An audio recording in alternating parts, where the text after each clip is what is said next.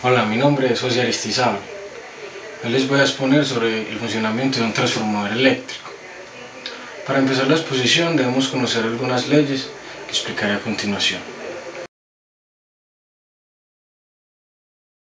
La ley de Ampère es una descripción del campo magnético semejante pero diferente a la del campo eléctrico. En un campo eléctrico, cuando una carga se mueve a lo largo de cualquier trayectoria cerrada y regresa al mismo punto, eso nos dice que no se realizó ningún trabajo. Por lo tanto, el diferencial de potencial es siempre cero. Entonces, nunca habrá campo eléctrico. Los campos magnéticos son diferentes. Cuando una corriente circula a lo largo de un alambre rectilíneo, se generan unas líneas de campo magnético circulares, como las vemos aquí, constantes. Como este campo magnético es constante, podemos calcular fácilmente la integral de flujo de campo magnético, que vendría siendo una constante de permeabilidad magnética por la corriente total que circula por el cable.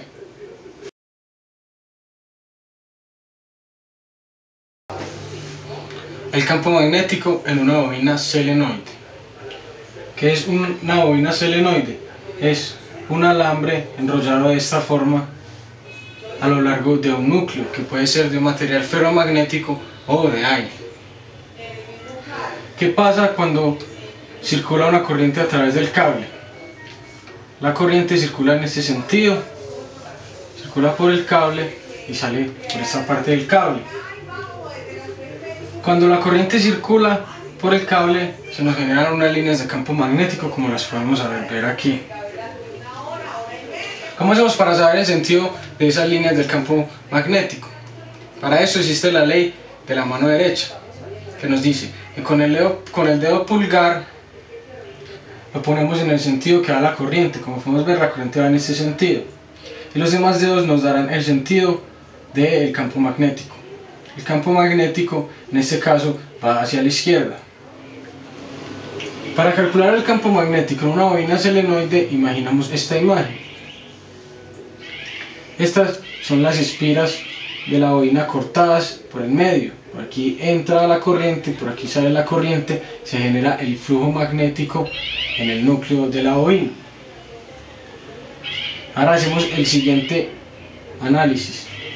Vamos a pintar una trayectoria cerrada de esta forma y marcamos los puntos como A, B, C y D. Pintamos el vector de área, el vector de campo magnético y hacemos el siguiente análisis. Desde A hasta B, usando la ley de Ampère, tenemos que el flujo de campo magnético por el coseno de 0 grados, que es el ángulo que se forma entre el diferencial de área y el vector de campo magnético, que es 0 grados, entonces coseno de 0 grados, que es 1. Desde B hasta A tenemos un ángulo de 90 grados, o sea que el flujo de campo magnético de B a C es 0. De C a D el flujo también es 0. ¿Por qué? Porque por fuera de la bobina no se genera ningún flujo de campo magnético. De D a A tampoco se genera campo magnético, porque también hay un ángulo de 90 grados entre el diferencial de área y el vector de campo magnético. Sabiendo esto, nos queda que debemos calcular la integral desde 0 a L, que es la distancia que hay desde A hasta B.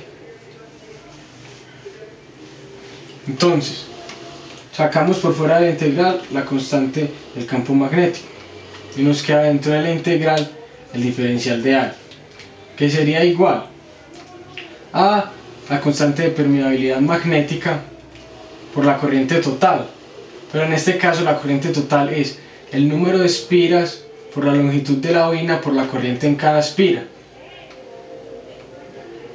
Entonces, desarrollando la integral, tenemos que el campo magnético por L es igual a mu sub 0 por N por L por la corriente en cada espira. Cancelamos las L's y tenemos que el campo magnético en una bobina solenoide es la constante de permeabilidad magnética por el número de vueltas en la bobina por la corriente.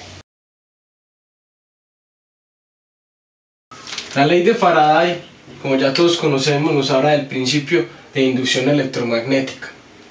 Se trata de que cuando un campo magnético entra en el interior de una bobina, se nos va a inducir un voltaje en esta bobina. O sea que aquí en los extremos de la bobina vamos a ver un voltaje generado por este campo magnético en el interior de la bobina.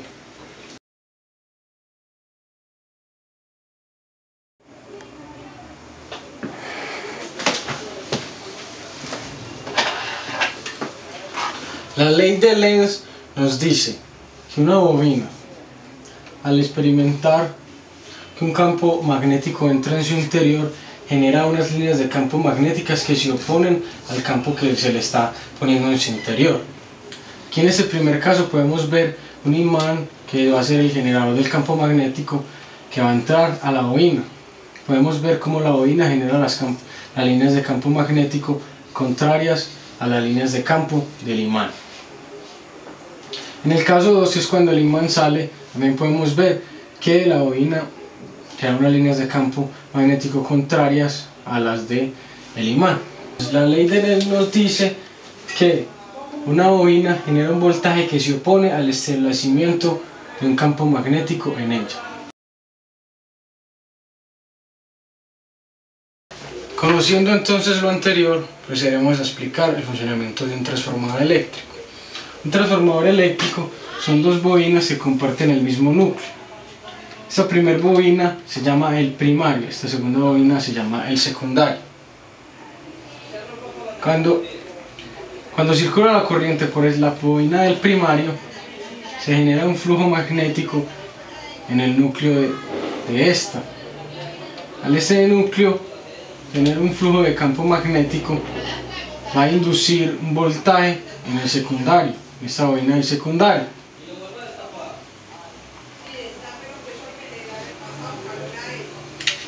Mirándolo de otra manera,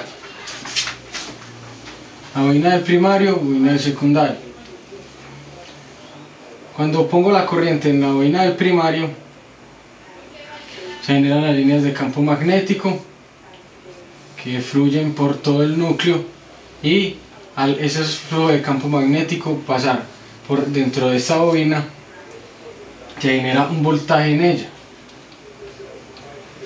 Ese es el funcionamiento del transformador. Ahora, los cálculos para un transformador son los siguientes. El voltaje en el primario sobre el voltaje en el secundario es igual al número de vueltas en el primario sobre el número de vueltas en el secundario. Despejando de esta ecuación el voltaje en el secundario, que sería el voltaje de salida, tenemos que el voltaje de salida es igual al voltaje en el primario por el número de vueltas en el secundario sobre el número de vueltas en el primario, que esto se llama la relación de transformación del transformador, que la conoceremos con la letra N. Cuando N es mayor que 1, es un transformador elevador. En el secundario tendremos un voltaje mayor al del primario. Si N, que es la relación de transformación, es igual a 1, es un transformador de acople. Eso quiere decir que en el secundario y en el primario va a haber el mismo voltaje. Si N es menor que 1, es un transformador reductor de voltaje. O sea que en el primario va a haber un voltaje mayor que en el secundario. Cuando el transformador es elevador, la corriente en el secundario disminuye con respecto a la del primario. Cuando el transformador es reductor, la corriente en el secundario aumenta con respecto a la del primario. Siendo así, hagamos un pequeño cálculo. Si tenemos un transformador con 2000 vueltas en el primario y 1000 vueltas en el secundario, y lo alimentamos con 170 voltios a 60 Hz, que es la frecuencia de la red de nuestras casas, tendríamos que el voltaje de salida son 85 voltios. Muchas gracias, esto fue todo.